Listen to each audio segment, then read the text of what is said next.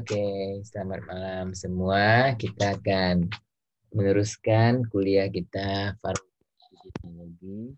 Hari ini eh, saya akan memberikan kuliah mengenai evidence based medicine ya.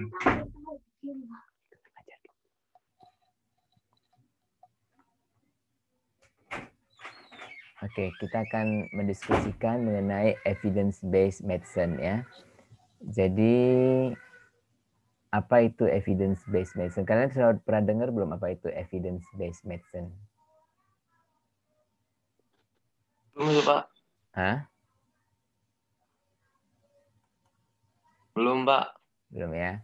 Jadi definisinya evidence based medicine, ya ini terjemahannya di sini ya, adalah suatu pendekatan praktek kesehatan atau kedokteran ya dengan menggunakan hasil penelitian pengobatan pasien atau bukti-bukti lain sebagai dasar untuk membuat keputusan. Jadi di sini ya. Jadi EBM itu kita singkatannya EBM ya. Evidence based medicine, EBM ya.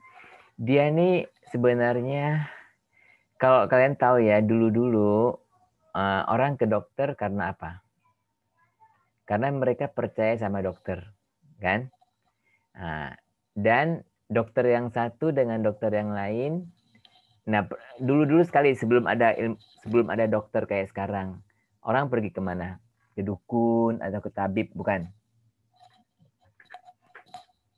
Ya, orang pergi ke dukun atau ke tabib karena ya, mereka apakah dukun dan tabib itu mereka belajar nggak? Kira-kira belajar ada apa? Ada fakultasnya nggak? Nggak ada, Pak. Nggak ada ya. Nggak ada fakultas perdukunan kan? Ada fakultas pertabiban tuh nggak ada ya. Nah jadi dia hanya berdasarkan apa? Empirik kali, Pak. Empirical. Berdasarkan pengalaman ya. Jadi mereka hanya berdasarkan pengalaman atau turun-temurun, terutama pengalaman. Ya. Pengalaman kalau misalnya kalau pakai daun ini atau pakai akar ini, ya bisa sembuh penyakit ini gitu ya. Cuma berdasarkan pengalaman. Oke. Nah, termasuk sampai ilmu kedokteran juga ya. Kedokteran juga banyak tergantung pengalaman dokternya. Ya, makanya orang ke rumah sakit itu bukan ke rumah sakit kadang-kadang orang mencari dokter yang terkenal ya kan karena dokternya dianggap berpengalaman ya dianggap apa dan dokter itu biasanya satu dokter dengan dokter lain tuh lain-lain pengobatannya ya kan karena berdasarkan pengalaman masing-masing ya tetapi dengan adanya IBM ini ya dokter nggak bisa lagi hanya mengandalkan pengalaman mereka ya. Segala sesuatu pengobatan mereka harus berdasarkan penelitian. Ya, jadi penelitian jadi berdasarkan penelitian dan bukti-bukti lain, evidence ya, bukti. Oke, sebagai dasar untuk membuat keputusan. Jadi nggak bisa seenak-enaknya.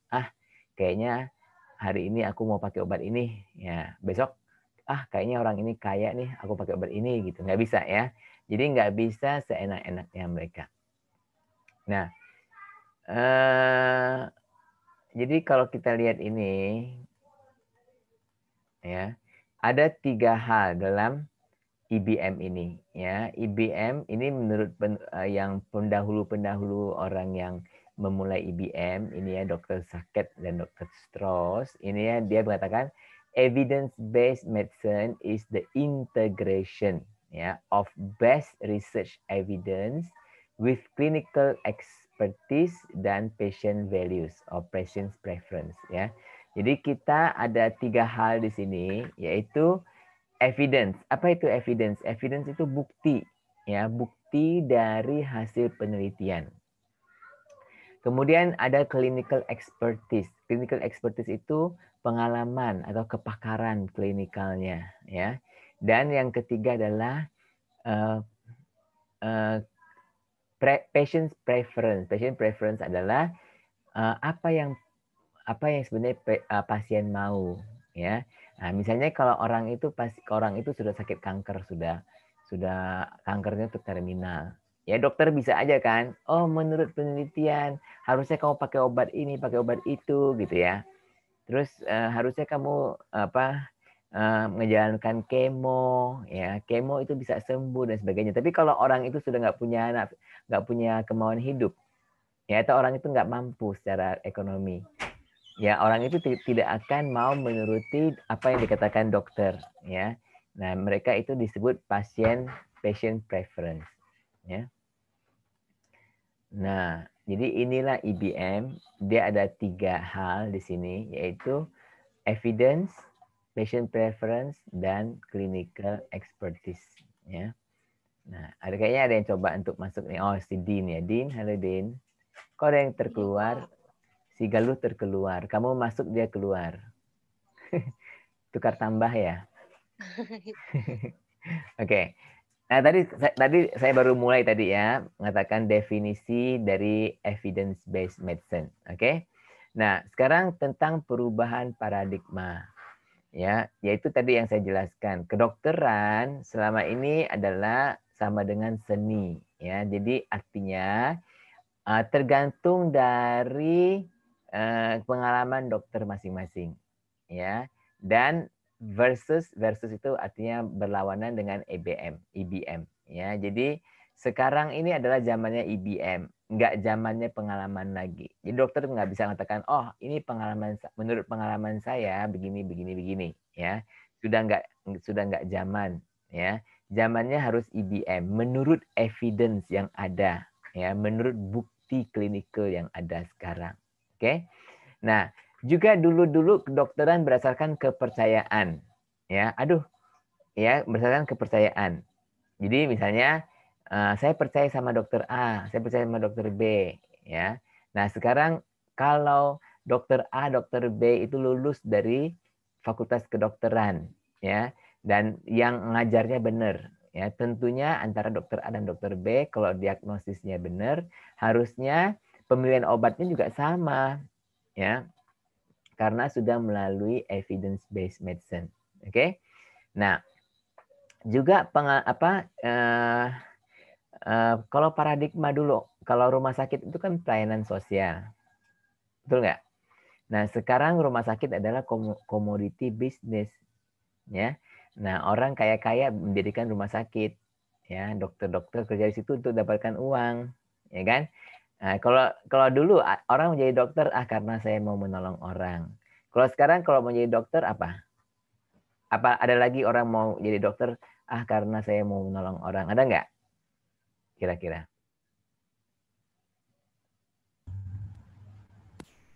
Pak, Hah? ada aja mungkin Pak ya.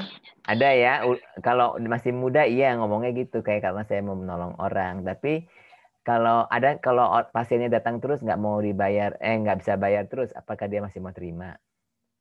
Ya, ya ada sih dokter yang jiwa sosial ya.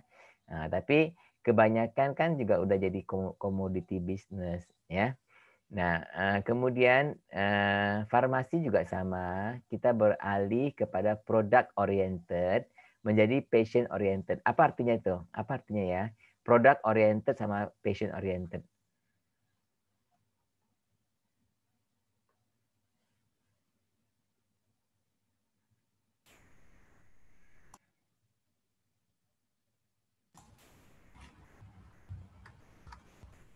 Apa artinya Galuh?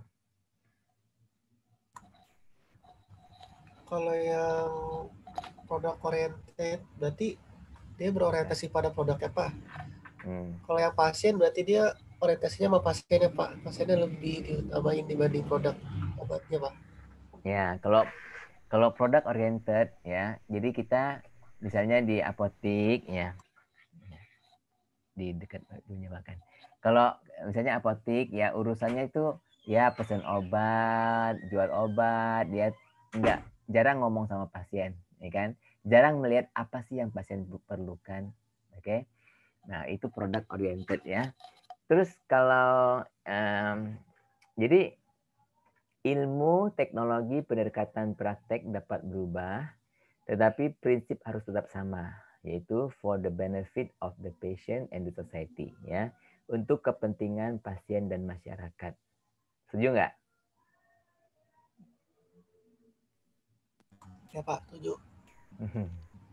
Nah, sekarang kenapa kita perlu belajar mengenai EBM ini ya? EBM tadi bagian telat ya, evidence based medicine ya. Kenapa kita perlu belajar EBM ya? Pertama-tama karena adanya informasi overload ya, information overload. Apa artinya? Artinya kita ini sepanjang hari ini ya, sepanjang masa selalu terlalu banyak informasi ya. Kalian juga banyak grup-grup kan, grup-grup WA ya. Grup-grup WA. Apakah kalian bisa baca semua yang orang kirim tuh WA?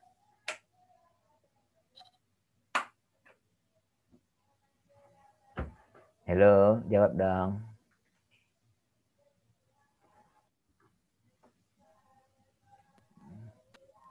Pak, enggak. Hah? Kalian suka nggak jadi anggota grup? Kadang-kadang sebel juga kan, karena orang tuh Kalau ngirim kebanyakan mah enggak, Pak. Iya, Pak. pusing ya. Iya, pusing, Pak. Ya, saya juga gitu. Mau dihapus sayang, nanti bacanya nanti gitu kita pikirkan. Tapi ya itu namanya information overload ya. Belum lagi orang kasih gambar-gambar, HP kita jadi overload kan, betul nggak? Iya, betul, Pak. Jadi Iya. lemot. Ya. Iya. Ya. Nah ini sekarang nih tentang penelitian kedokteran juga ya, itu misalnya jurnal yang tentang biologi dan medikal ya, biomedikal. Itu 1 tahun bisa sampai 2 juta artikel ya. Per tahun 2 juta artikel. Bisa nggak kita baca 2 juta artikel per tahun? Bisa baca 1 artikel per 1 bulan aja udah bagus. Ya kan? Belum lagi per tahun, 2 juta per tahun ya. Nah, yang masuk ke dalam Medline itu sekitar 500.000 per tahun. Bayangkan ya. Nah, clinical trial itu berapa? Diagnostik berapa ya. Jadi terlalu banyak informasi. Kalau kita Google aja nih, kita Google ya, obat diabetes. Kamu rasa banyak nggak yang kamu akan dapat? Iya, Pak.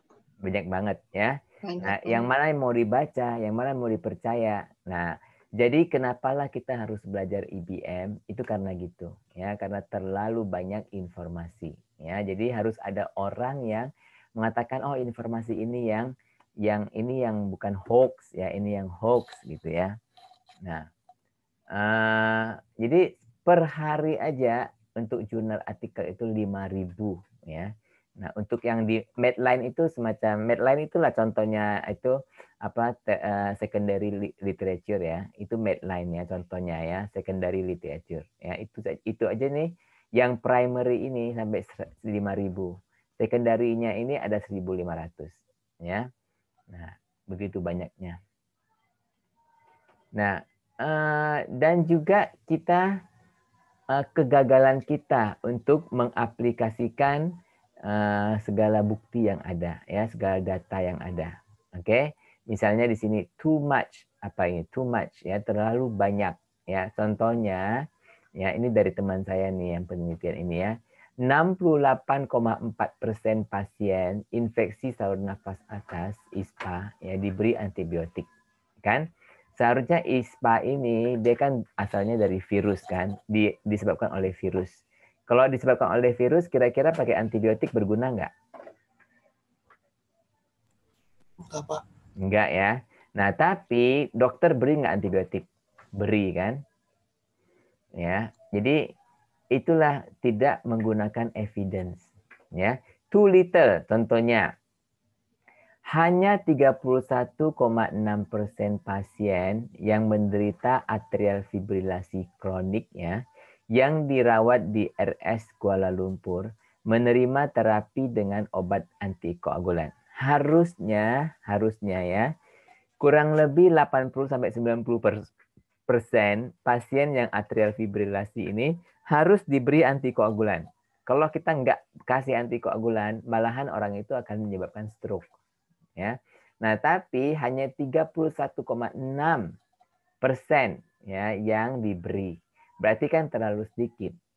Ya. Nah, yang harusnya diberi malah nggak diberi. Yang harusnya nggak diberi malah diberi.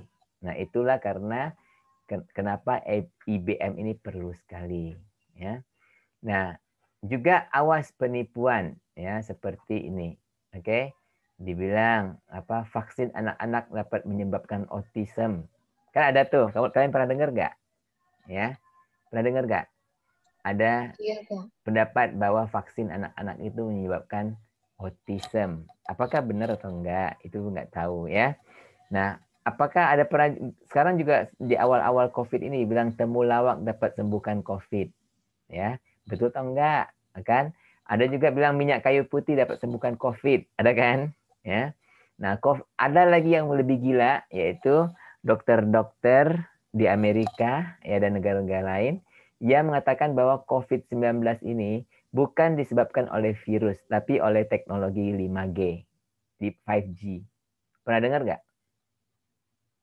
Iya, pernah dengar, Pak, di berita. Iya, ya. Nah, gimana ini ya? Masa orang di pelosok-pelosok sana ke Indonesia aja kan belum ada 5G, kok bisa banyak yang kena, ya kan? Nah, itu namanya nggak evidence based, oke? Okay? Nah, doctors are easy bit, artinya dokter itu mudah ditipu, ya. Nah, dikatakan di sini kalian tahu kan ini apa? Detailer, ya. Dokter itu tahu tentang obat dari detailer, betul nggak? Nah, iklan obat tidak memuat data hasil penelitian yang lengkap, ya, menurut salah satu jurnal. Oke, okay? Dan ini lagi menurut jurnal ini, menurut ahli ini ya, yang merupakan editor dari BMJ. BMJ itu British Medical Journal ya, yang terkenal ya. Jurnal-jurnal kedokteran adalah perpanjangan tangan dari marketing industri farmasi, ya, perpanjangan tangan dari marketing industri farmasi. Kalian setuju nggak? Ya, Pak. Nah, setuju ya? Aku setuju banget. Ikut-ikutan.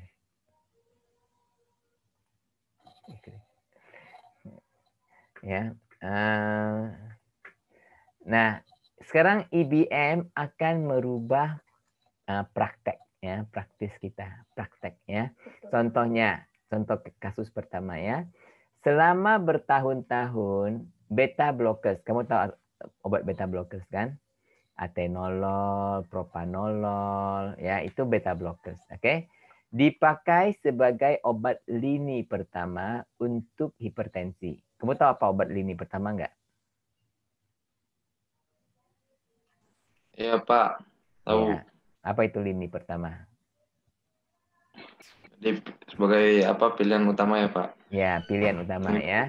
Jadi obat beta blocker kan murah ya. Kalau kita ke puskesmas ya paling-paling dikasihnya itu obat beta blocker ya untuk hipertensi ya. Namun sebuah meta-analisis oleh Lindholm dan kawan-kawan pada tahun 2005 ya menemukan bahwa beta blockers menaikkan resiko stroke ya sampai 16%. Masih ingat ini RR itu yang kemarin relative risk ya, sampai 16%. Maka sejak tahun 2007 panduan tata laksana hipertensi di Inggris ya, ada kalau di Inggris tuh panduan tata laksananya itu namanya NICE ya, NICE, NICE ya, NICE ya. Nah, NICE guideline tidak lagi mencantumkan beta blocker sebagai obat untuk hipertensi ya. Meskipun obat ini masih dipakai untuk gagal jantung. Oke. Nah, ini jadi karena adanya IBM ini nih ya, jadi merubah praktek ya, amalan ya, merubah amalan kita. Oke. Kasus kedua ya, beta blockers lagi beta blockers ya. Nah, meskipun beta blockers itu banyak dipakai untuk hipertensi, tetapi selama bertahun-tahun sejak dahulu ya, beta blockers dihindari untuk pasien-pasien gagal jantung. Oke? Karena dianggap dapat memperburuk kondisi. Namun, sebuah meta-analisis pada tahun 1998 menunjukkan bahwa beta blocker sesungguhnya meningkatkan kondisi pasien gagal jantung, tingkat ringan dan sedang. Gagal jantung nanti ya, kalau di farmakoterapi 3 nanti ya, kita akan belajar tentang gagal jantung ya. Itu ada 4 tahap. Tahap 1, 2, 3, 4 ya. Namanya NYHA ya, NYHA ya. Kelas 1, 2, 3, 4. Nah, untuk kelas 1 dan 2 yang ringan dan sedang ya. Nah, ini dia ditunjukkan bahwa beta blockers hasilnya itu malah bagus untuk pasien-pasien itu ya. Nah, maka saat ini sekarang ini ya, beta blockers merupakan obat yang harus diberikan ya untuk pasien gagal jantung bila tidak ada kontraindikasi. Ya, kontraindikasi beta blockers kan seperti asma. Asma kan orang asma tuh nggak boleh pakai beta blockers ya. Nah, jadi adanya IBM ini merubah praktek kita ya. Ini contohnya ya. Nah, sekarang 5 langkah dari IBM ya, dari evidence based medicine. Oke. Satu adalah bertanya. Nah, membuat pertanyaan yang spesifik ya. Dan pertanyaannya adalah pertanyaan klinikal. Pertanyaan klinikal itu artinya pertanyaan yang ada terapan yang dapat diterapkan di klinis ya, di klinik. Oke. Kemudian yang kedua adalah mencari ya, mendapatkan sumber-sumber informasi. Ya, setelah kita bikin pertanyaan, kita mencari informasi ya. Dan ketiga, kalau kita sudah dapat informasi, kita harus menilai, appraise ya, menilai informasi-informasi yang kita dapat itu. Apakah mereka itu valid itu sahih ya, sahih atau dan dapat digunakan tidak. Oke. Dan yang keempat adalah mengaplikasikan ya segala evidence, segala bukti, segala data yang valid kepada pasien kita. Ya. Dan yang kelima adalah assess artinya kita mengkaji ulang ya, kita mengevaluasi performance kita ya, apa yang telah kita lakukan dari step 1 sampai step 4 ya, ini kita evaluasi kembali. Oke. Nah, sebagai contoh ya, Mr. K atau Mr. K ya, seorang pria berumur 50 tahun ya, datang ke apotek Anda dengan gejala batuk pilek. Oke. Setelah bertanya dengan jelas, Anda mengatakan bahwa ia tidak memerlukan antibiotik. Kan cuma batuk pilek. Ya, tidak memerlukan antibiotik. Dan Anda berikan obat batuk pilek biasa. Ya. Lalu si Mr. K ini mengatakan bahwa bosnya merekomendasikan dia untuk minum vitamin C dosis tinggi supaya cepat sembuh. Dia ingin tahu apakah memang benar. Kalau benar, ia juga ingin membeli vitamin C. Ya, jadi jawabnya apa kita?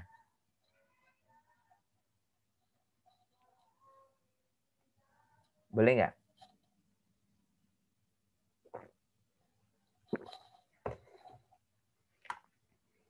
Terbukti nggak vitamin C ini?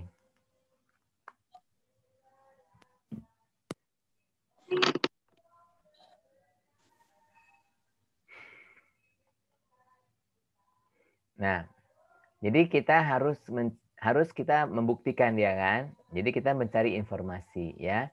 Nah, step pertama adalah kita bertanya ya, kita membuat pertanyaan IBM ini ya kan. Pada orang dewasa yang tidak ada penyakit berat, seperti Mr. K ini kan dia nggak ada penyakit berat, dia cuma batuk pilek ya. Pada orang biasa yang tidak ada penyakit berat, apakah minum vitamin C dapat mengurangi durasi gejala batuk pilek dibandingkan tidak minum ya vitamin C? Nah, itu pertanyaan kita ya. Kemudian kita harus mencari jawabannya ya, mencari data-data untuk menjawab pertanyaan itu ya. Dari mana kita cari data itu? Pertama dari jurnal. ya. Jurnal-jurnal, oke. Kedua dari buku, ya. Nah, sekarang dari internet kan, ya. Kemudian dari orang yang ahli, ya, dari pakar, orang ahli, ya. Nah, ada apa lagi? Apakah kita harus bertanya apakah tersedia nggak jurnalnya? Ya, kita cari tapi nggak tersedia gimana? Oke. Nah, apakah mampu beli nggak? Karena banyak juga artikel-artikel jurnal ini yang harus beli, ya. Nah, kemudian apakah dapat dipercaya nggak? Ya, kalau kita udah ada jurnal artikel ini, jangan-jangan si penulis itu juga menipu, ya. Ada juga kan penelitian yang menipu, ya. Nah, apakah dapat dimengerti nggak? Ya, dapat dimengerti atau enggak? Oke. Nah, ini kemudian yang ini sebenarnya kita telah pelajari juga ya sebelum di kuliah-kuliah sebelumnya, ya. Tapi ini juga bagus untuk kita mengulang kembali, ya. Nah, contoh adalah deskriptif, beberapa metodologi kajian, ya. Deskriptif, observasi dan eksperimen, oke. Nah, kalau deskriptif ini dia hanya mendokumentasikan pengalaman dan pendapat, ya. Nah, observasi mencari faktor resiko, penyebab, prediktor untuk diagnosis. Eksperimen adalah evaluasi terapi karena dia memberikan satu eksperimen, ya. Nah, deskriptif itu contohnya laporan kasus dan seri kasus, ya, clinical series. Nah, kasus itu kan kita hanya mendokumentasikan, ya, pengalaman dan pendapat, ya. Nah, observasi contohnya cross sectional. Ingat nggak cross sectional study itu artinya kajian potong melintang pada saat itu juga, ya, cross sectional. Oke. Case control study dan cohort study. Ini penting sekali kalian untuk membedakan ya antara case control dengan cohort, ya. Nah, ini masih termasuk observasi. Sedangkan yang eksperimen itu contohnya clinical trial, ya, yang paling bagus adalah RCT, ya, randomized clinical trial. Nah, kemudian ada lagi yang lain adalah systematic review dan meta analysis, ya. Nah, randomized control trial ini adalah yang paling bagus, ya. Nah, karena kita mempunyai grup pasien yang homogen, ya. Kemudian grup ini pasien ini dibagi jadi dua grup A dan grup B, ya. Dan cara kita membagikan itu pun dengan randomisasi, ya, secara acak supaya kita wah kalau grup A ini semua muda-muda misalnya, grup B semua tua-tua, enggak ya. Yang grup A ada muda ada tua, grup B juga ada muda ada tua, ya. Jadi kedua grup A dan B harus jadinya similar, hampir sama, ya. Nah, apa artinya ini double blind? Double blind artinya baik pasien maupun dokter tidak tahu, ya. Kan yang satu nih diberikan obat, yang satu ini diberikan placebo contohnya kan.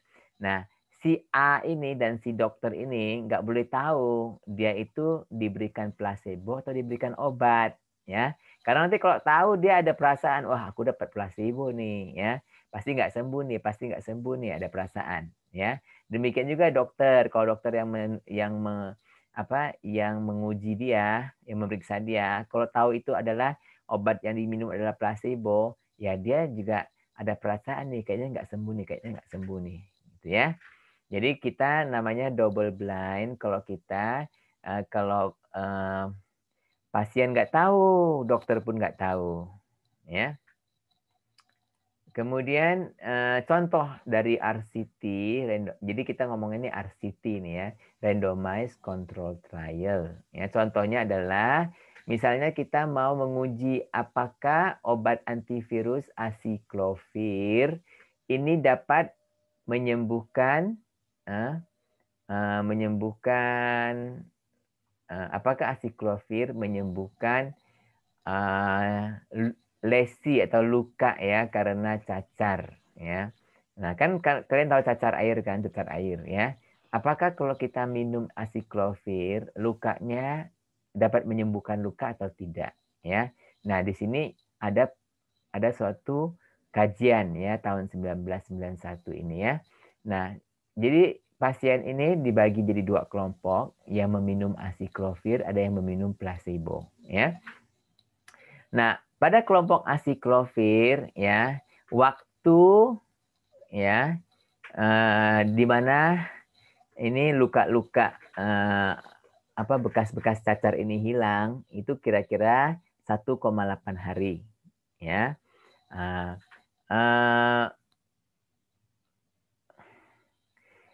Banyaknya lesi itu ini ya, bintil-bintil cacar ini ya. Banyaknya secara rata-rata adalah 294. Oke. Dan bagi pasien yang lebih, udah susah nih ya dihitung lesinya satu-satu di mana. Yang lebih dari 500 ada 21%. Oke. Nah, sedangkan yang dapatkan placebo ya. Nah, waktu sampai tidak ada lesi baru, berarti sampai sembuh lah ya, adalah 3 hari. Ya, ini 1,8, ini 3 ya. Nah, jumlah lesinya itu 347 ya, lebih banyak. Oke. Dan yang presentasi yang mencapai lebih dari 500 adalah 38, jauh lebih tinggi ya. Dengan ini apa yang kesimpulan kita? Apakah asiklovir berguna atau enggak? Efektif atau enggak? Berguna, Pak.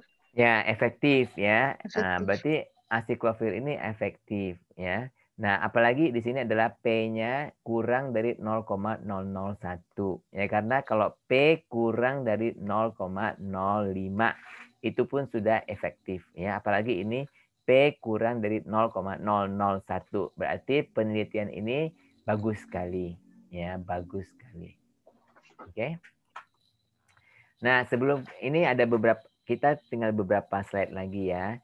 Nah, sekarang kita menerangkan mengenai apa itu systematic review dan apa itu meta-analisis. Oke.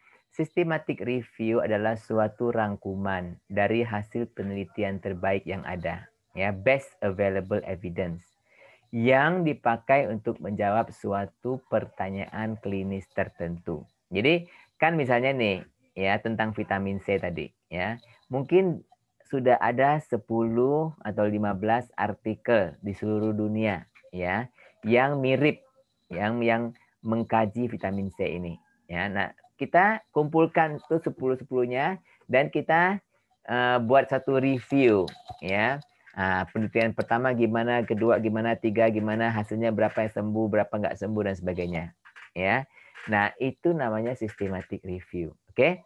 Nah, kajian ini menggunakan metode yang sistematik dan eksplisit untuk mengidentifikasi, memilih, dan secara kritis menilai kesahihannya, ya. Nah, systematic review bisa mengandung analisis kuantitatif maupun tidak. Artinya bisa secara kualitatif aja dilaporkan, atau kalau kuantitatif berarti dia harus secara statistik mengolah data-data yang ada, ya. Nah, itu yang namanya meta-analisis, ya. Meta-analisis adalah suatu systematic review yang menggunakan metode kuantitatif untuk merangkum hasilnya, ya. Umumnya menggunakan statistik dengan menggabungkan data dari berbagai penelitian yang sejenis. Oke, nanti kita akan melihat nih systematic review sama meta-analisis lebih jauh lagi, ya. Nah, sekarang kita tahu apa itu level of evidence, ya, untuk menilai khasiat. Contohnya level of evidence ini adalah tingkatan dari pembuktian bukti-bukti yang ada. Oke. Level 1 yang paling tinggi adalah kalau evidence-nya atau datanya ya diperoleh dari paling tidak satu RCT yang bermutu, ya, karena dari semua metodologi penelitian yang paling bagus itu adalah RCT, ya. Dan kalau dia berasal dari satu RCT yang bermutu, ya, itu nanti dia termasuk level 1. Level 2, nah level 2 ini ada dibagi 3 ya, 1, 2, 3. Oke. Level 1 itu data diperoleh dari beberapa kajian bermutu yang mempunyai kontrol tetapi tidak dilakukan randomisasi. Ya, dia ada kontrol tapi nggak ada randomisasi. Ya, berarti ada bias. Jadi dia lebih rendah dikit. Ya. Nah, yang 22 ini data berasal dari cohort atau case control studies yang bermutu. Ya, lebih disukai bila penelitian ini berasal dari badan penelitian yang berbeda. Ya, karena apa? Karena dari yang berbeda berarti dapat saling mengkonfirmasi. Ya. Nah, jadi RCT itu yang paling tinggi, sedangkan cohort dan case control ini lebih rendah. Oke. Nah, yang ketiga, 23 ini data berasal dari kajian time series yang dengan atau tanpa eksperimen. Oke. Nah, kalau level 3 ini adalah pendapat dari para pakar berdasarkan pengalaman klinis, kajian-kajian deskriptif, dan laporan kasus atau laporan komite pakar. Itu yang 3 ya. Jadi sekarang kalau pendapat para pakar aja adalah level yang paling rendah. Ya, level paling tinggi kalau ada RCT. Oke. Nah, ada lagi untuk panduan tata laksana, kita mengenal grades of recommendation ya. Jadi grade itu tingkatan rekomendasi. Jadi kalau misalnya guideline itu rekomendasinya A. A artinya minimal dari 1 meta analisis, systematic review atau RCT ya. Atau data dinilai secara sebagai bagus dan dapat diaplikasikan kepada populasi target. Oke.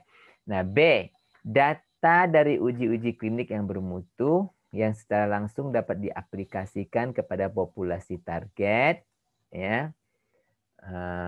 Populasi target. Oke. Tetapi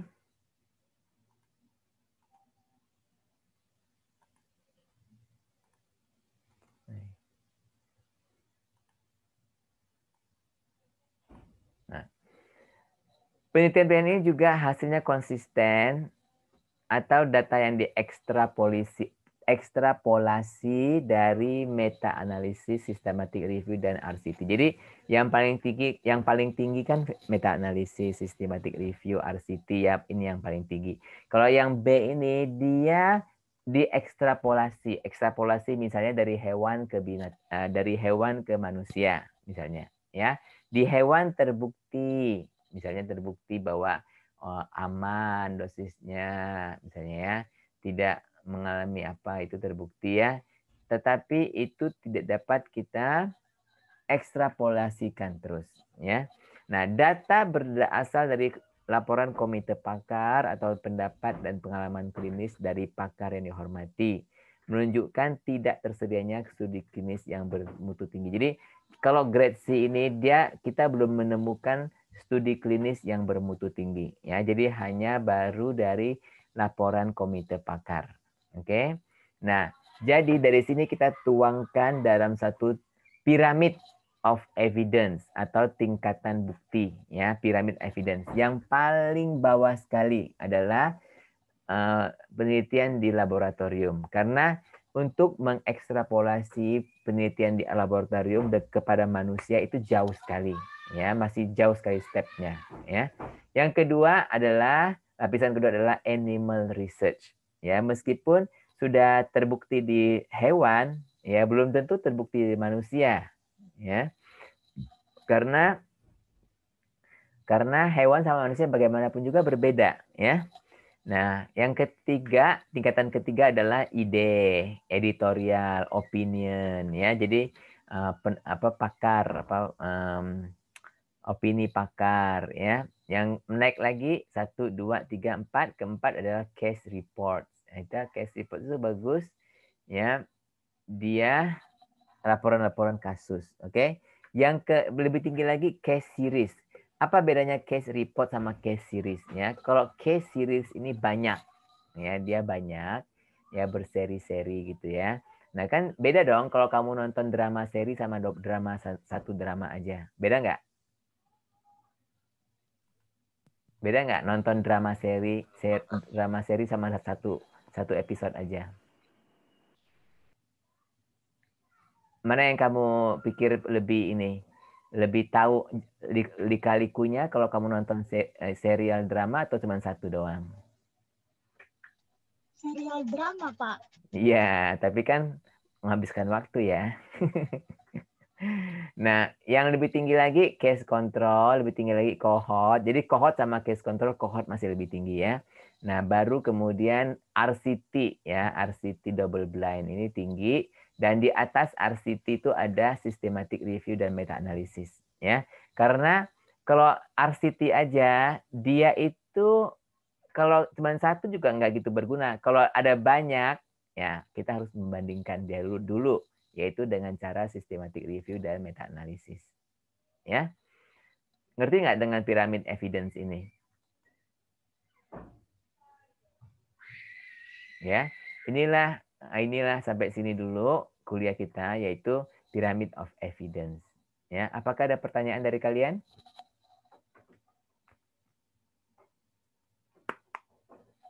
Ada pertanyaan nggak? Kalau nggak ada, kita ini dulu yuk, kita foto dulu yuk, karena saya masih ada kuliah lagi nih, bentar ya. Kita foto dulu aja yuk.